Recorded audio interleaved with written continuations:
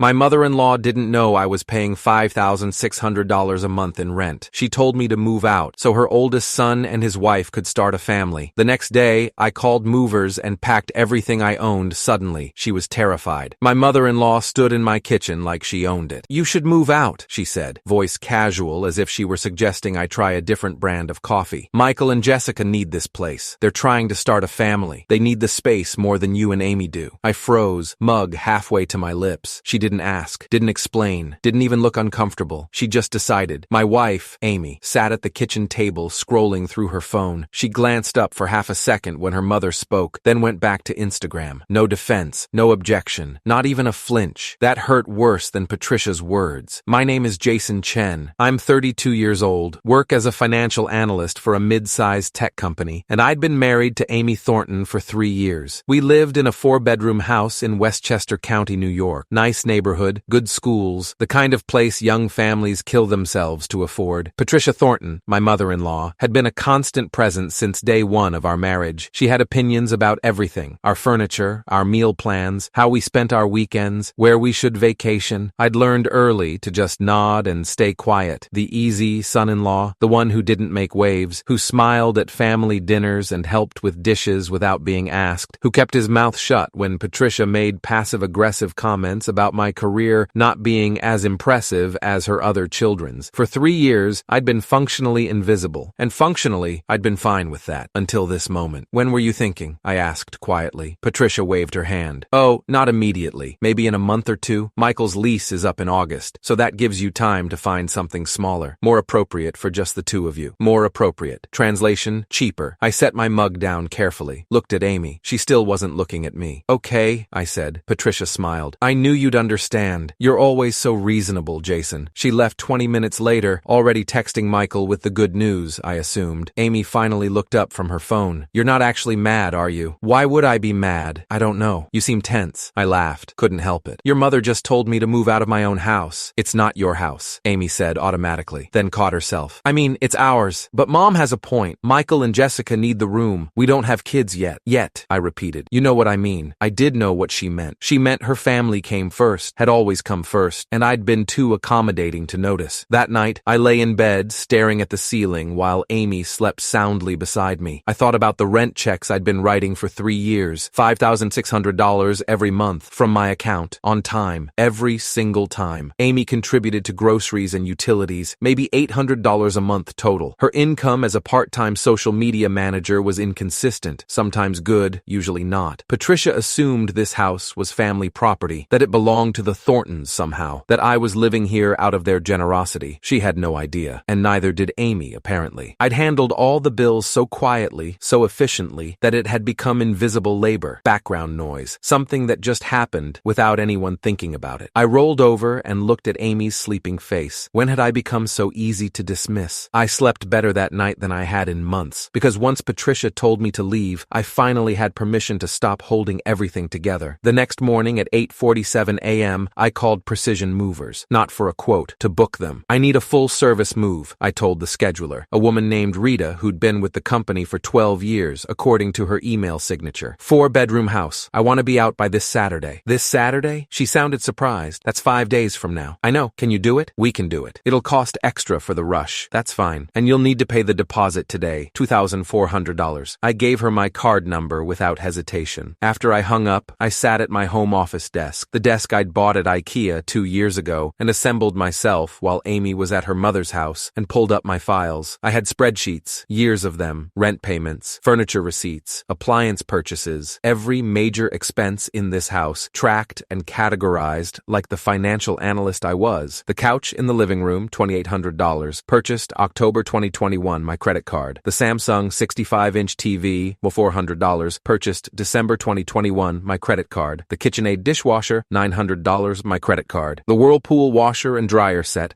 $1,600, my credit card. The dining table and chairs, $3,200, my credit card. The guest bedroom furniture, $1,900, my credit card. I'd bought nearly everything in this house. Patricia called it family property. I called it mine. I started packing Tuesday afternoon, methodically. Clothes first, personal documents second, books and electronics third. I didn't touch anything that wasn't definitively mine, which turned out to be less than they'd expect. respect. Around 4 p.m., Amy came home from a coffee date with her sister. She dropped her purse on the entryway table, the table I'd bought, and called out, "Jace, you home?" "Office," I replied. She appeared in the doorway, saw the boxes. Her smile faltered. "What's this?" "Packing." "For what?" "I'm moving out, like your mother asked." Her face went through several expressions: confusion, disbelief, then something that might have been panic. "I didn't think you were serious." "Why wouldn't I be serious?" "Because," she gestured vaguely, "because it's a lot of work, and we don't have to do this right away." Mom was just thinking out loud. "She told me to move out so Michael could move in." "I'm moving out. But where will you go?" "I signed a lease yesterday. 1 bedroom in White Plains, closer to my office." That was a lie. I'd signed it that morning, but the look on Amy's face made the small deception worth it. "You already signed a lease? Without talking to me?" I looked at her, really looked. "Did you talk to me before your mother told me to leave?" She had no answer for that. Wednesday morning, Patricia showed up unannounced at 10 a.m. I was in the living room wrapping picture frames in bubble wrap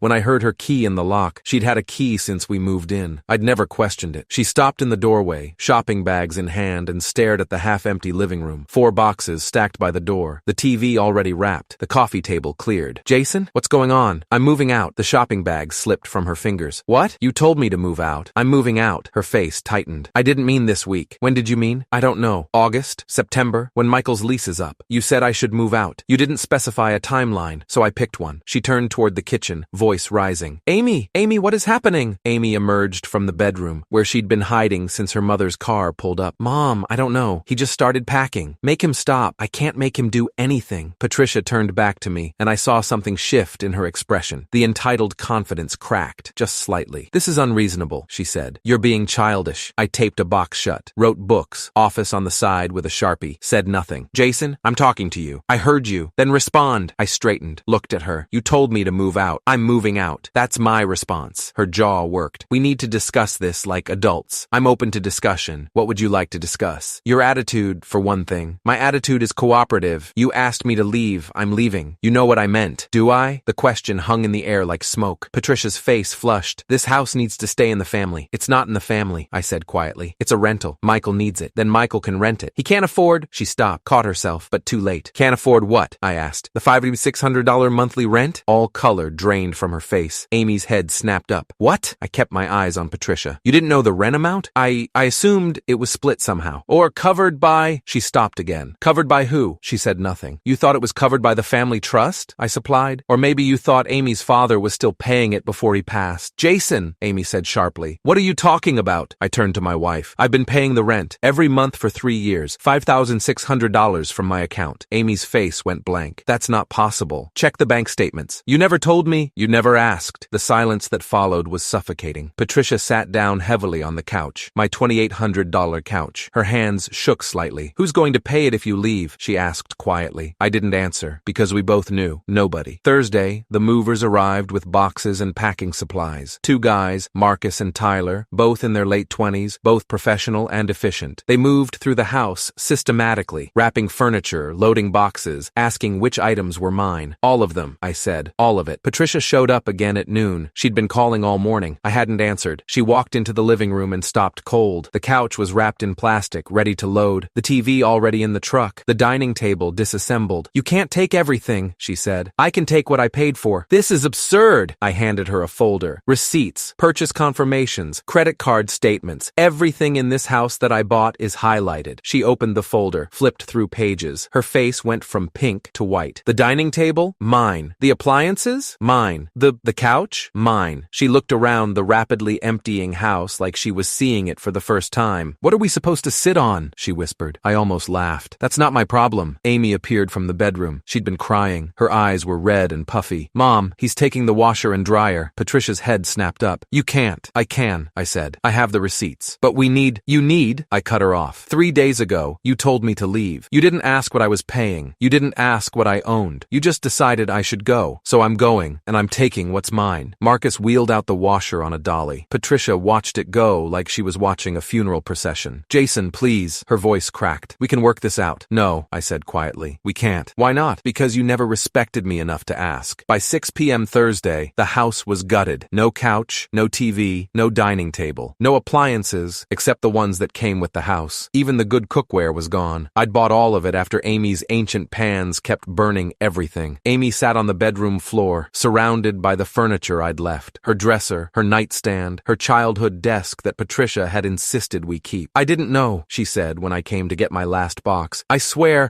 I didn't know you were paying for everything. How could you not know? I thought we were splitting it. I thought—" She stopped, started crying again. "I'm sorry. Sorry isn't enough. What do you want me to say?" "Nothing. There's nothing to say." I picked up my box, started to leave. "Jason," I paused. "Are we getting divorced?" I thought about it. Really thought. "I don't know yet," I said honestly, "but I'm done being invisible." Friday morning, my phone exploded. Texts from Patricia, from Amy's sister Jessica, from Michael himself. "We need to talk. This is insane. You're destroying the family. Mom is devastated." I blocked Patricia, muted the group chat, but then a number I didn't recognize called. I almost didn't answer. "Jason Chen? Speaking. This is Raymond Kowalski, the landlord. I need to discuss your lease." My stomach dropped. "What about it?" "Your mother-in-law called me this morning, said you're moving out and that her son Michael will be taking over the lease." "That's not how leases work." "I'm aware." He sounded tired. "But she's insisting, and I need clarity. You're the only name on the lease. If you're leaving, I need 30 days notice and the unit returned to move-in condition." "I gave notice yesterday. Email sent at 9 a.m. I got it. But Mrs. Thornton seems to think—" "Mrs. Thornton doesn't get to think anything," I interrupted. "I'm the leaseholder. Not her, not my wife. Me." "Understood. So to be clear, you're terminating the lease effective 30 days from yesterday?" "Yes." "And no one else will be assuming it?" "Correct." There was a pause. "Mrs. Thornton is going to be upset." "That's not my problem." He actually laughed. "Fair enough. I'll send you the move-out checklist." After I hung up, I pulled up my banking app, transferred the final month's rent, $5,600, and added a note, "Final payment." Then I called my lawyer. His name was David Brennan, 46, 22 years practicing family law. I'd consulted him Wednesday night just to understand my options. "David, it's Jason Chen." "Jason, how'd the move go?" "Finished yesterday, but I need advice." "Shoot. My wife and her family are losing their minds. They're calling, texting, showing up at my new place." "Can I get a restraining order?" "Against your wife, against my mother-in-law." He was quiet for a moment. "You'd need to prove harassment or threatening behavior. Do you have documentation?" 73 texts since yesterday, 12 calls. She showed up at my apartment this morning at 6 a.m. That might qualify. Forward me everything. I'll draft a cease and desist first. If she ignores it, we escalate. How long will that take? I can have the cease and desist letter sent today. Certified mail. She'll get it tomorrow. Do it. Saturday morning, Patricia received the letter. I know because she called me from a number I hadn't blocked yet. Jessica's phone. "You sent me a legal letter?" Her voice was shrill. "From a lawyer? You wouldn't stop contacting me. I'm your mother-in-law. You're a woman who told me to leave my home and is now harassing me because I did exactly what you asked." "This is cruel, Jason." "No," I said quietly. "Cruel was dismissing me for 3 years. Cruel was assuming I was just furniture you could rearrange whenever convenient. This is just consequences." She started crying, actual crying. "We're going to lose the house. That's not my problem. Where are we supposed to go? Figure it out, like I had to." I hung up, blocked Jessica's number too. Monday morning, I got an email from Raymond Kowalski. Subject: early termination, 47 Oakmont Drive. "Jason, your mother-in-law came to my office this morning with her son Michael. They want to assume the lease." I explained that would require a new application, credit check, income verification, and first month plus security deposit. Michael's credit score is 580. His income is $42,000 a year. He doesn't qualify. Mrs. Thornton offered to co-sign, but she's retired and living on a fixed income. Also doesn't qualify. I've notified them they have until September 1st to vacate. I wanted you to know in case they contact you again. Thanks for being a good tenant. Ray. I read the email 3 times. Then I forwarded it to David Brennan with a note. "For your records, the family implosion happened fast. Amy's sister Jessica called me Tuesday night from a different number. I answered because I was curious. Jason, please. Mom is having panic attacks. Michael and I can't afford to take her in. You have to help." "Why would I help?" "Because you're family." I was family when I was convenient. When I was paying for everything and staying quiet. Now that I'm inconvenient, I'm disposable. That's not fair. Life's not fair, Jessica. You'll figure that out soon. She hung up on me. Wednesday, Amy showed up at my office. Building security called first. "Mr. Chen, there's an Amy Thornton here to see you. Should I send her up?" "No, tell her I'm unavailable. She says it's urgent." "It's not." Through my office window, I watched her leave the building. She looked smaller somehow, defeated. My phone buzzed. A text. "Amy, I filed for separation. You'll get the papers soon. I thought you should know." I stared at that message for a long time. Then I replied, "Okay." That night, I met with David Brennan again, this time with an accountant, Linda Torres, CPA, 19 years experience in forensic accounting. "Here's what we've got," Linda said, spreading papers across the conference table. 3 years of rent payments, $201,600 total, all from your account, 0 from Amy's. She pulled up another document. Furniture and appliances, $23,800. Home office equipment, $8,400. Kitchenware and basics, $4,200. Total documented purchases, $36,400. So So, $238,000 total I put into that house, plus utilities, groceries, maintenance, but let's stick to the verifiable expenses. Yes, $238,000. David leaned forward. In a divorce, this matters. You can claim reimbursement for the rent. It's not marital property since it was a rental. The furniture is yours and already removed, but we can potentially recover some funds depending on how the settlement goes. I don't want her money, I said. I want her to understand what she lost. Revenge isn't a legal strategy, David said carefully. It's not revenge, it's clarity. Linda closed her folder. For what it's worth, I've seen a lot of financial manipulation in divorces, people hiding assets, lying about income, but I've never seen someone quietly paying for everything while being treated like they contributed nothing.